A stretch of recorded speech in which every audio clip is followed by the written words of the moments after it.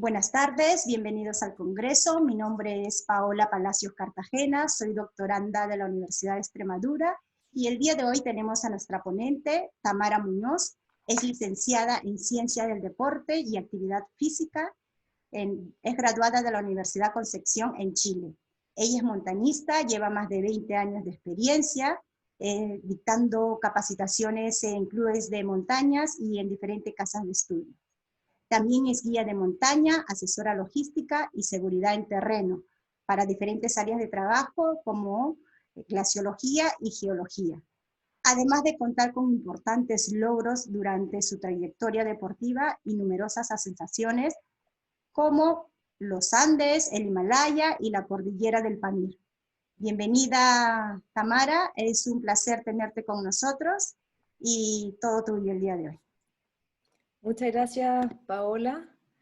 Quiero agradecer también la invitación que ha realizado la Universidad de Extremadura para poder ser partícipe, ¿cierto?, de este primer Congreso Internacional de las Ciencias del Deporte. Y hoy día me gustaría abordar un tema que quizás tiene más tendencia a la filosofía de cómo planteo de alguna manera las expediciones o mis salidas de montaña o los guiados de la montaña, con el tema que dice de la montaña al valle, como vemos en la presentación, alimentación y entrenamiento, y vamos a abordar cuáles son las lecciones que de alguna manera nos ha dejado la pandemia en la que estamos insertos todavía nosotros. Ustedes ya me imagino que a esta altura un poco más lejanos, viéndolo un poco más desde afuera, pero nosotros seguimos en este confinamiento. Por lo tanto, vamos a comenzar. Antes que todo, contarles que en Chile llevamos hasta ahora, ya llevamos 4 meses en este confinamiento, que ha traído consigo bastantes cambios desde el punto de vista de la forma, ¿cierto? Hoy día algunas regiones de nuestro país están en cuarentena, por lo tanto no hay permiso para salir, y otras regiones como las que están fuera de la capital, la verdad es que independiente que la vida se sigue intentando realizar de la misma manera, de todas maneras tenemos un cambio en la forma. ¿Qué fue lo que nosotros empezamos a escuchar desde un inicio, desde los comienzos de esta pandemia? Fue la interrogante de cuál era el grupo de riesgo, quién eran las personas que estaban más propensas, ¿cierto?, al contagio. Y nos informamos que eran los ancianos y eran los niños. Eso fue lo primero que supimos, la primera información que tuvimos. Pero al pasar el tiempo nos dimos cuenta que ese grupo de riesgo en realidad estaba asociado directamente a las personas con enfermedades base. ¿A qué me refiero con esto? Que atacaba directamente a las personas con una enfermedad más bien crónica, entre comillas, como por ejemplo los diabéticos o los mal alimentados o las personas con obesidad, las personas que tienen problemas cardiovasculares, etc. Por lo tanto, tenemos que recordar que la obesidad, en este caso, o la diabetes, son considerados hoy día parte de la pandemia del último siglo. Esto nos deja un mensaje bastante claro, si queremos.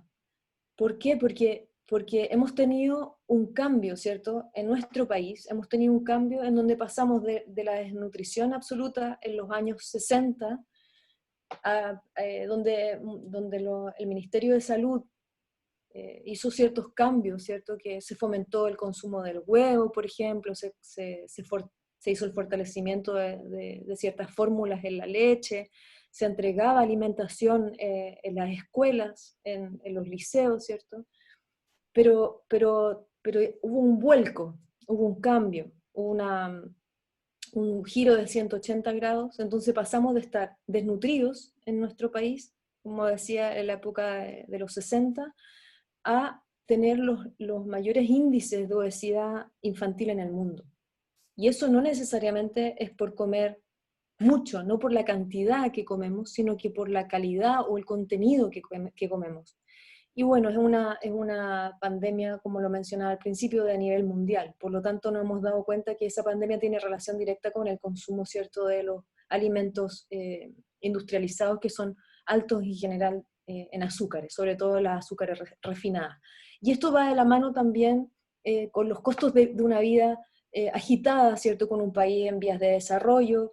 Tenemos mucho menos tiempo que antes, todos vamos a trabajar, ya no solamente el papá en la casa es el que sale, sino que también la madre, por lo tanto todo es mucho más rápido, tenemos menos tiempo en la noche cuando llegamos a casa, entonces ya vamos a buscar en el supermercado comidas que nos permitan calentar rápidamente en un microondas, por ejemplo, y comer, ¿cierto? Y no olvidemos que todos los alimentos que están de la mano con la industria tienen preservantes, esos preservantes o estabilizantes traen también mucha azúcar, mucha sal, por lo tanto, vamos a tener un mayor índice también calórico, etc. Ahora, ¿qué es lo que pasa con nosotros desde la mirada deportiva? El sistema inmune es el que más se ve afectado. Entonces, si bien sabemos que la pandemia idealmente es que nos encuentre, ¿cierto? De la mejor manera física, fuerte, saludable, lo más fuerte posible, el desafío es mantenernos en eso, es cómo hacerlo, porque cualquiera se puede contagiar, pero idealmente es que nos pille bien parados, como diríamos en Chile. Entonces, cada país va a tomar una propia radiografía y creemos que el caso de Chile, creemos que es un caso extremo, podría servir eventualmente de ejemplo para los demás países, para saber lo que no hay que hacer. Entonces, nos quedan aquí algunas interrogantes. Dentro de esas interrogantes es cómo estamos alimentándonos como sociedad, cómo potenciamos nuestro sistema inmune, a través de qué procesos, de qué manera. Entonces, la pandemia, de alguna manera, el confinamiento nos ha traído, ¿cierto?, una nueva forma de hacer las cosas. Entonces, aquí aparecen algunas reflexiones, y hay un desafío, ¿cierto?, de tener que hacer ejercicio, en el caso de las personas que nos vinculamos al deporte mayormente, de tener que hacer ejercicio en espacios reducidos. Y nos dimos cuenta que sí se puede, que no necesariamente tenemos que ir al gimnasio, que muchas veces los que están en cuarentena no necesariamente tienen que salir a correr, ¿cierto?, o a trotar. Nos dimos cuenta que los restaurantes cerraron, de hecho una de las grandes industrias, la industria de la comida, que ha tenido las mayores mermas, y los restaurantes cerrados, y nos dimos cuenta que podíamos prepararnos la comida en la casa, y se puede, ¿cierto? Y sin darnos cuenta hemos vuelto al origen, a ese origen donde volvíamos a la casa a comer la comida hecha por nosotros mismos. Y finalmente, para mí, el desafío real que ha dejado la pandemia es hacer este cambio de vida, este cambio de estilo quizá, haberme dado cuenta que sí es rico volver a cocinar, que sí es rico volver a preparar los alimentos, ser consciente de lo que estamos comiendo, pero seguramente, independiente que de las cosas buenas nos cuesta hoy día darnos cuenta y pensar que esta pandemia nos ha dejado cosas buenas, porque sabemos que han habido pérdidas humanas, etcétera, que lo que sí nos trajo, que pensamos que es positivo, no lo perdamos al retorno de esta pandemia, cuando ya podamos desenvolvernos otra vez afuera. Entonces, en lo personal, y aquí me quiero detener un poco más, en lo personal hay un cambio de estilo, ¿cierto? Particularmente en un estilo que ya venía trabajando hace unos años atrás. Por lo tanto, tiene relación a la cantidad de alimentos que podemos ingerir como montañistas, porque nosotros en general cuando nos vamos, sobre todo en el montañismo de altura, que es a lo que yo me dedico, donde me siento más tranquila, más plena, digamos, es la altura. Por lo tanto, cuando nosotros nos vamos a altura, y hablo con eso sobre 5.000 metros, sobre 6.000 metros, es que comemos muy poco. Las raciones de alimentos son súper pequeñas porque necesitamos mucho oxígeno para metabolizar esos alimentos. Por lo tanto, si en la montaña podemos comer pocas cantidades y lograr una performance de buen nivel o de alto nivel, ¿por qué no en el valle? ¿Por qué no podríamos comer menos cantidad en el valle? Si tengo que nutrirme cuidadosamente en las expediciones, ¿por qué no hacerlo también en el valle? Sin descuidar el rendimiento físico, porque en el deporte también se busca mejorar todo el tiempo nuestra performance. Hay un vuelco que quizás podemos hacer, y es que podemos incorporar en menores cantidades una gran cantidad de nutrientes, ¿cierto? Una gran cantidad de calorías que no sean esas calorías vacías, que no sea la caloría de la mayonesa, que no sea la caloría del ketchup, o que no sea el alimento de origen industrializado. Entonces aquí hay una reflexión desde el punto de vista de todas maneras científico, y es que podemos lograr una gran performance deportiva siempre y cuando nuestra alimentación vaya de la mano con no mermar la cantidad de entrenamiento que nosotros logramos hacer, sobre todo en el confinamiento ahora, pero cuando tenemos la posibilidad de realizar nuestro entrenamiento libremente, es que no generemos una merma en relación a la mala alimentación que tenemos. Entonces, desde ese mismo propósito, también podemos pensar que en la medida que consumamos menos alimentos industrializados, también hay un tema desde el punto de vista del consumo, desde el consumo industrial, desde la ventaja de la industria por sobre nosotros.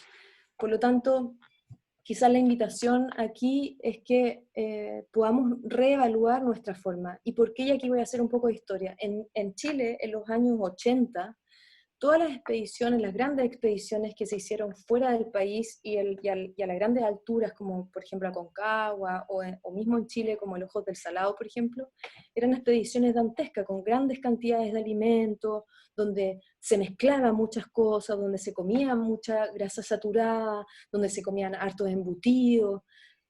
Por lo tanto, hoy día, ¿cierto? Con la mejora de las performances, con el gran entendimiento de fisiología del ejercicio, con la mayor información en relación a la fisiología de altura, sabemos que son ciertas condiciones alimenticias, ciertos regímenes alimenticios que lo que hacen es mermar esa performance.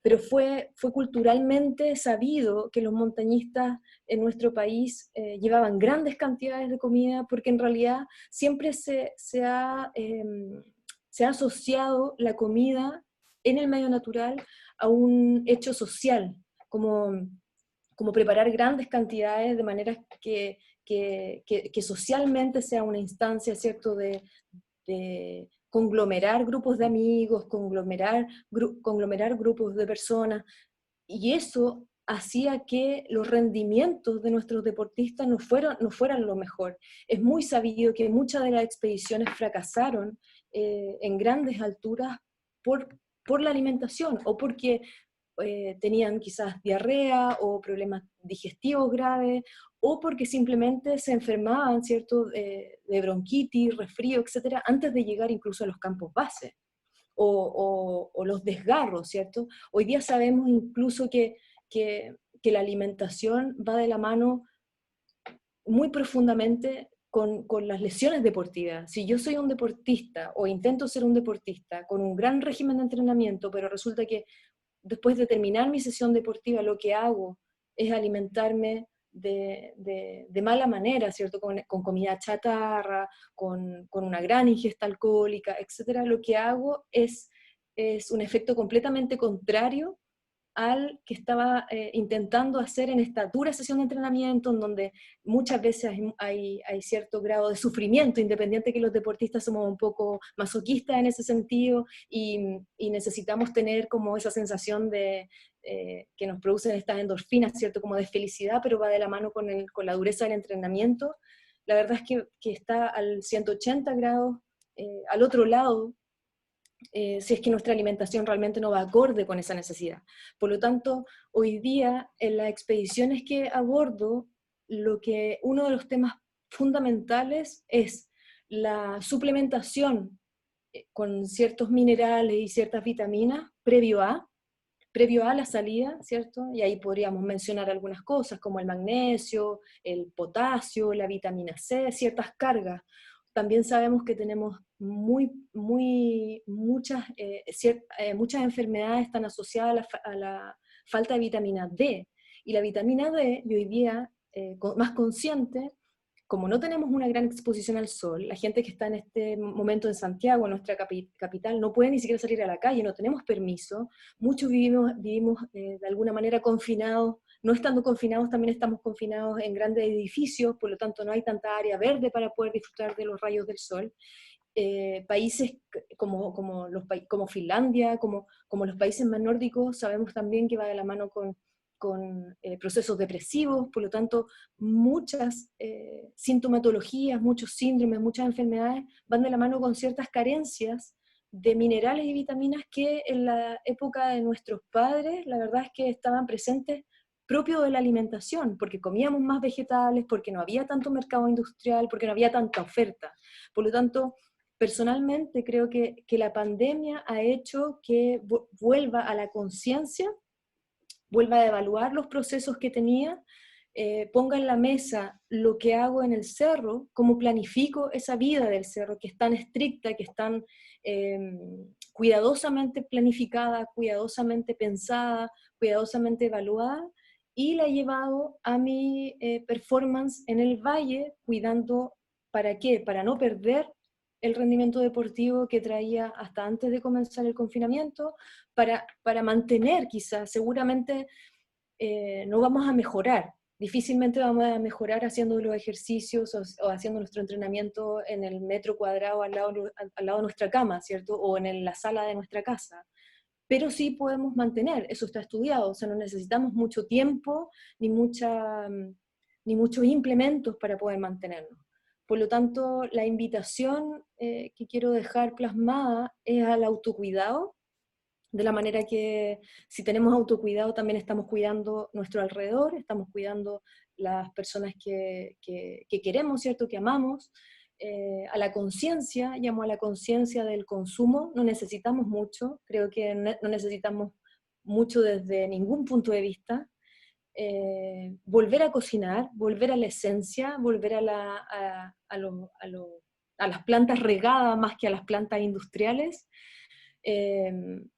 Pensar y motivarnos de la mano con este tiempo de espera que tiene mucho para mí de ese tiempo que previo a la cumbre, porque previo a la cumbre estás muy ansioso, estás en silencio, jornadas larguísimas de incertidumbre, de planificación, y la pandemia y sobre todo el confinamiento para nosotros ha traído eso, ha traído un tiempo de recogimiento. Desde mi visión de montañista lo he asumido, lo he trabajado, la meditación, la conciencia ha sido un gran régimen de vida saludable, de vida diaria, y creo que podemos, yo creo que podemos salir más fortalecidos desde un plano personal, si es que pensamos que esto nos puede servir, viendo desde el punto de vista positivo. La pandemia, independiente de, como decía al principio, que hay una merma económica a nivel mundial, que ha tenido pérdidas humanas, que nos ha traído cosas muy, muy malas, creo que desde el desafío, tomando la visión de un montañista, desde un gran desafío donde tiene quizás situaciones dolorosas, tiene mucho de resiliencia, tiene mucho de tosudez, tiene mucho de garra, ¿cierto? Creo que podemos ver desde lo negativo, podemos sacar lo más positivo, y para mí lo más positivo es la conciencia del autocuidado desde la mano con quererse y con un bien alimentarse. Así es que dejo extendida la invitación a la reflexión, eh, para que nos encontremos, ¿cierto?, en una nueva montaña, en un nuevo desafío, en una nueva expedición a la vuelta de este ciclo. Bueno, Tamara, quiero agradecerte por tu excelente presentación, por tu tiempo y tu dedicación para este congreso. Muchas gracias. Muchas gracias, Paola, otra vez. Muchas gracias a la Universidad de Extremadura por esta invitación, así que un gusto haber participado con ustedes. Hasta luego. Hasta luego.